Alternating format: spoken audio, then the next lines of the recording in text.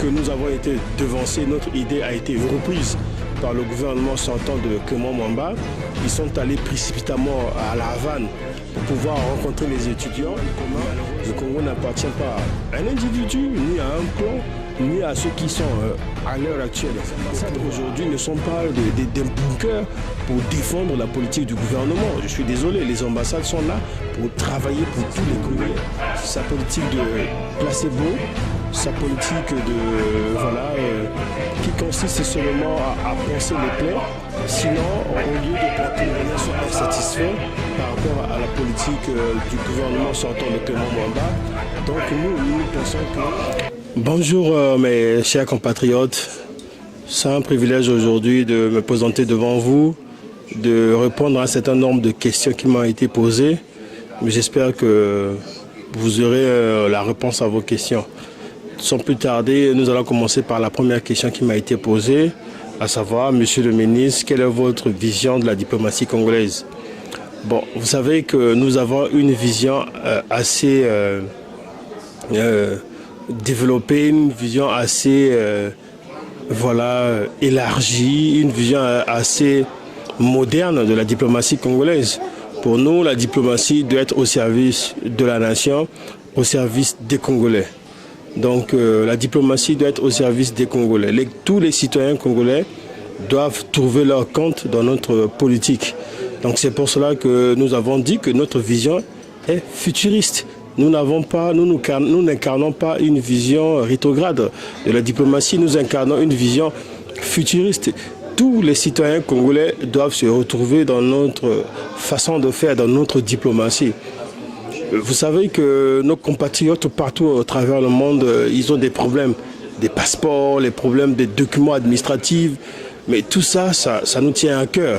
Donc nous pensons que il faut réformer profondément notre diplomatie. Notre diplomatie doit être au service des populations, au service des Congolais. Nous ne voulons plus que les problèmes, ceux qui ont des problèmes de passeport, ceux qui ont des problèmes de documents administratifs, partout, là où se trouvent les ambassades ou consulats du Congo dans le monde, que ces problèmes continuent. Donc nous allons proposer des solutions, des véritables solutions pour que ce problème soit résolu.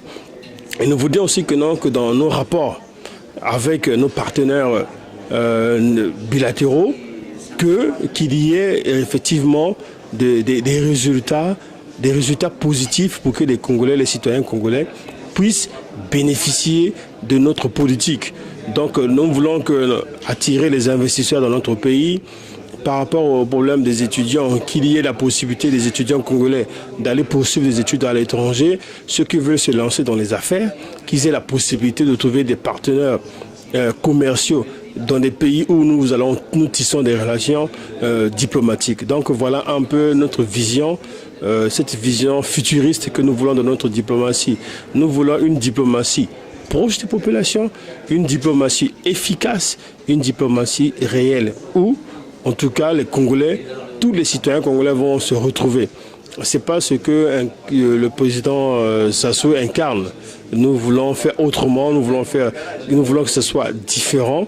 Notre manière de faire les choses soit différente de ce que on propose aujourd'hui aux Congolais. Donc voilà notre vision futuriste de la diplomatie congolaise. Bon, il y a une question qui m'a été posée aussi, à savoir qu'est-ce que les Congolais peuvent attendre de notre gouvernement.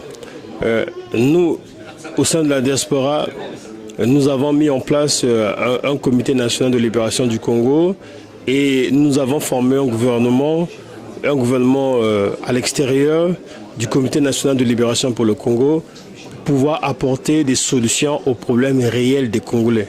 Nous savons que ça fait des décennies que le gouvernement de Sassou n'arrive pas à apporter des réponses aux problèmes de nos compatriotes.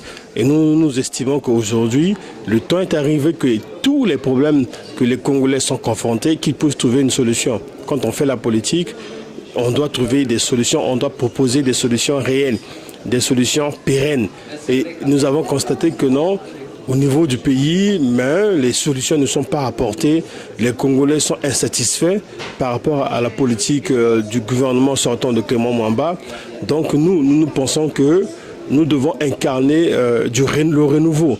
dans notre pays, nous devons réformer en profondeur notre pays de fond en comble afin que les Congolais puissent bénéficier des retombées économiques de notre politique. Donc voilà un peu notre vision de notre gouvernement par rapport aux problèmes réels, aux problèmes que connaissent nos compatriotes.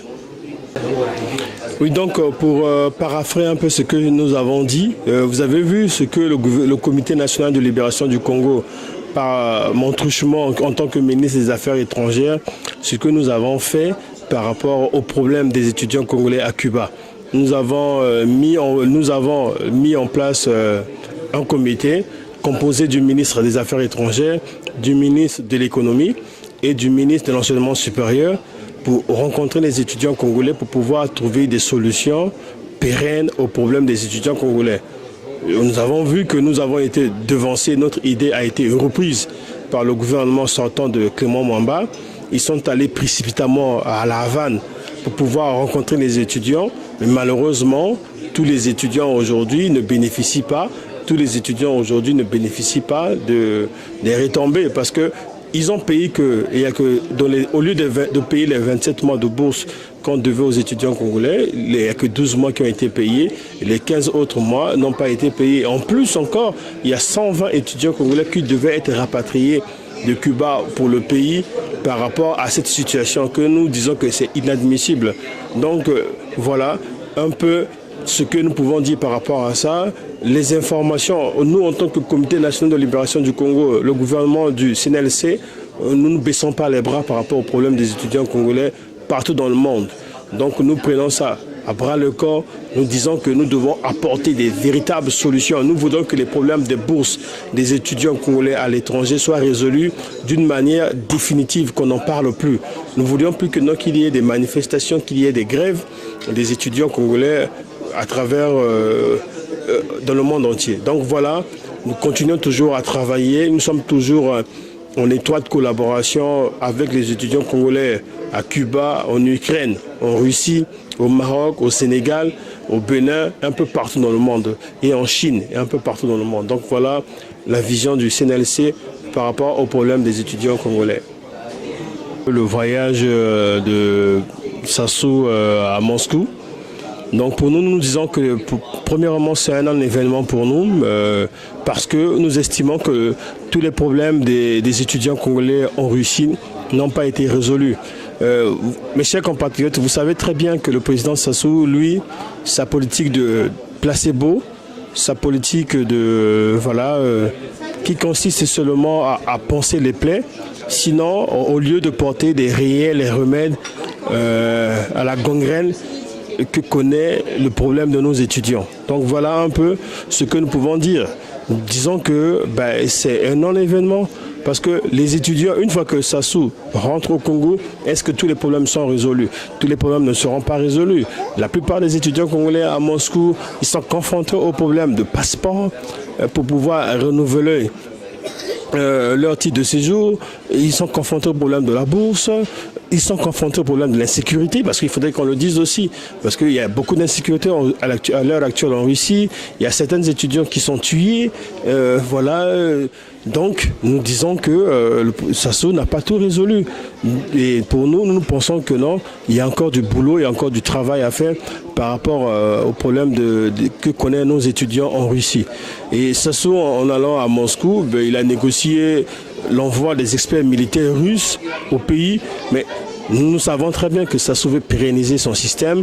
Sassou ne veut pas quitter le pouvoir. C'est pour cela qu'il s'est tourné aujourd'hui vers la Russie. Mais tout ça parce que, quelque part aussi, la France a failli. Les gens ont compris que la France a failli. Le double langage français en Afrique par rapport à sa politique africaine, aujourd'hui, on fait que non, les chefs d'État comme Sassou deviennent prudents, se tournent vers son allié fidèle. Parce que n'oublions pas que la Russie a toujours été un allié fidèle aux Congolais. Quand il y a eu, pendant la période de la guerre froide, la Russie a beaucoup aidé le Congo, a beaucoup aidé beaucoup de pays marxistes en Afrique. Et Sassou, il s'est référé d'ailleurs quand il a fait son discours devant la Douma, les députés russes, dans la chambre basse des députés russes, il a rappelé cela, ces faits historiques. Donc nous voyons que Sassou est dans cette continuité, dans cette logique. Il n'a jamais fait sa transmutation. Il est toujours resté un grand marxiste-léniniste, convaincu, malgré que nous sommes en démocratie, il a toujours gardé la même position. Nous pensons que non, mais aujourd'hui, les choses doivent évoluer. Notre vision doit évoluer aussi avec le temps aussi. Donc les Russes, je n'en disconviens pas, c'est un partenaire privilégié pour le Congo. Les Russes nous ont toujours aidés, mais nous voulons une diplomatie gagnant-gagnant. Nous ne voulons plus être là, les éternels assistés. Nous voulons aussi que non, que les experts russes viennent aussi enseigner, apporter leur expertise aussi dans le domaine de l'éducation, dans le domaine de la santé, de la formation professionnelle et dans beaucoup de domaines aussi, quoi. J'aimerais aussi rebondir sur une question qui m'a été posée. À quand la rencontre du gouvernement du CNLC avec les Congolais de la diaspora? Je voulais dire ceci, le gouvernement du CNLC, nous sommes prêts à rencontrer la diaspora congolaise, à nous expliquer par rapport à notre vision du Congo, quels sont les motifs qui nous ont poussés à mettre en place ce gouvernement, que d'aucuns ont qualifié de je sais pas quoi, mais nous, vous devez savoir que ce genre d'initiative existe un peu partout. Peu importe le nom que nous l'avons donné, parce qu'il y a quelqu'un qui est au pays qui m'a dit oui, vous serez poursuivi devant les tribunaux pour usurpation de titre. J'ai dit mais non, pourquoi nous serons poursuivis pour usurpation de titre? On n'a pas usurpé un titre, ça existe un peu partout. J'ai dit si vous prenez par exemple le Parlement britannique, dans l'opposition, tout le monde, les gens le savent très bien, il y a un shadow cabinet qui existe en Grande-Bretagne et c'est un gouvernement parallèle de l'opposition qui travaille sur les mêmes dossiers. C'est ça. Nous avons vu sur la place de Paris, nous avons fait tout ce que nous pouvons faire dans notre pouvoir. Nous avons vu que rien ne changeait. C'est pour cela que nous avons pris cette initiative de mettre en place un gouvernement pour travailler sur les mêmes dossiers que ceux qui sont au pays pour pouvoir maintenant apporter des solutions. Voilà, pour nous distinguer aussi vis-à-vis de nos partenaires nationaux et multinationaux aussi. Donc voilà. Nous sommes prêts à rencontrer la diaspora, nous travaillons là-dessus, nous allons rencontrer la diaspora, nous allons nous expliquer, nous dire, nous regarder face à face, nous dire des vérités aussi. Et s'il y a des choses que la diaspora nous reproche, qu'ils nous le disent aussi en face. Et nous aussi, nous allons expliquer et étaler notre vision du Congo, ce que nous voulons aussi du Congo aussi. Le Congo, c'est notre patrimoine commun. Le Congo n'appartient pas à un individu, ni à un clan, ni à ceux qui sont à l'heure actuelle au pouvoir à Brazzaville. Le Congo, c'est un bien commun. Le Congo nous appartient tous. Donc, c'est de notre devoir aussi d'apporter aussi une pierre à la construction de notre pays. Donc voilà, vous remarquez que ce que les prises de position, ce que le comité fait en place à Brazzaville, ils reprennent la même chose. On peut que nous réjouir, nous pouvons que nous réjouir parce que notre vision, c'est que les Congolais puissent bénéficier de notre politique. Voilà, donc si au niveau du pays, nos idées sont reprises, ça peut que nous réjouir. Parce qu'en tant que citoyens congolais, notre devoir aussi, c'est d'apporter en plus par rapport à l'évolution de notre pays. Que la diaspora prenne son mal en patience, nous allons venir vers vous, nous serons en face de vous et nous allons parler droit, les yeux dans les yeux, nous allons nous expliquer, nous allons aussi étaler aussi notre vision du Congo. Voilà. En ce qui concerne mon domaine des affaires étrangères, je l'ai dit que nous avons une vision futuriste des affaires étrangères, des relations internationales. Vous savez, mes chers compatriotes, aujourd'hui, en plein 21e siècle, nous ne pouvons plus accepter qu'il y ait des ambassadeurs qui sont nommés, qui font plus de 10 ans ambassadeurs du Congo à l'étranger avec un bilan médiocre. J'ai eu ce privilège de visiter les ambassades du Congo à Washington, les ambassades du Congo à Paris, les ambassades du Congo à Pretoria en Afrique du Sud. J'ai vu comment les ambassades du Congo fonctionnent. Aujourd'hui, les ambassadeurs doivent être évalués. Nous devons évaluer les ambassadeurs. Les ambassadeurs aussi doivent avoir une feuille de route. Il doit y avoir une feuille de route. Les ambassadeurs doivent être évalués. Il doit y avoir une feuille de route. Et enfin, les ambassadeurs aussi doivent rendre compte aussi. Aujourd'hui, nous voulons réconcilier, en tant que ministre des Affaires étrangères du CNLC, nous voulons réconcilier les Congolais avec leur service diplomatique. Voilà, donc nous voudrions que non. Par exemple, les 15 août, quand il y a la fête nationale au 15 août, que les ambassades invitent tous les citoyens congolais. Peu importe leur borne politique, mais ils doivent venir, c'est une fête nationale que nous devons tous nous rencontrer en tant que citoyens congolais, ceux qui sont à l'étranger, de fêter ensemble. Voilà. Les ambassades aujourd'hui ne sont pas des bunkers pour défendre la politique du gouvernement. Je suis désolé, les ambassades sont là pour travailler pour tous les Congolais. Si aujourd'hui l'ambassade du Congo à Paris fonctionnait normalement, mais je ne pense pas que nos compatriotes qui sont allés brûler l'ambassade devaient le faire parce qu'ils ne comprennent pas. Et voilà, l'ambassade, c'est la neutralité. C'est vrai qu'un ambassadeur est nommé par le président en place, mais l'ambassadeur, il vient représenter toute une nation. Il ne représente pas qu'un homme, ou bien il représente toute une nation. Je ne vois pas que non, un ambassadeur, par exemple, je prends un exemple, un ambassadeur de France au Congo-Brazzaville, parce qu'il a été nommé par le président Macron, non. Donc les autres Français qui sont contre le président Macron ne peuvent pas se retrouver. Non, l'ambassade, c'est pas ça, mes chers compatriotes. Donc voilà, nous voulons que au niveau mental, au niveau des Congolais, au niveau de raisonnement, que ça change. L'ambassade ne dépend pas du pouvoir en place. C'est vrai que l'ambassadeur est nommé par le président parce que c'est son devoir régalien, mais l'ambassade ne dépend pas. L'ambassade est là pour les Congolais. Donc toutes nos ambassades à travers le monde entier sont là pour travailler pour les Congolais. Et les diplomates seront évalués. Si nous pensons que le diplomate n'a pas rempli voilà, son contrat, sa mission, mais il est révoqué, on le change, on l'envoie ailleurs. Et nous voulons que les Congolais se réconcilient franchement avec les ambassades. Nous voulons que les Congolais, quand ils ont besoin des documents administratifs, qu'il n'y ait plus des entraves pour avoir des passeports, pour avoir des autres documents administratifs, la carte d'identité, tout ça. Et nous allons inciter nos compatriotes à aller se faire enregistrer au niveau des ambassades aussi. L'ambassade aussi doit être un relais entre le pays et avec la diaspora. Et les Congolais, ils doivent avoir des rencontres. Nous allons exiger à nos ambassadeurs d'avoir des rencontres avec la diaspora pour pouvoir remonter l'information. Parce que beaucoup de nos compatriotes sont confrontés à des situations aussi. Mais si nous ne sommes pas au courant, si au niveau des ambassades, les gens ne sont pas au courant, mais comment vous voulez que le gouvernement puisse résoudre ces problèmes-là? Donc nous pensons que non, les choses doivent évoluer. Les choses doivent changer. En tant que ministre des Affaires étrangères du CNLC, nous travaillons là-dessus. Vous allez voir dans les jours à venir une nouvelle vision, une nouvelle manière de faire des choses, une nouvelle politique que nous incarnons aujourd'hui.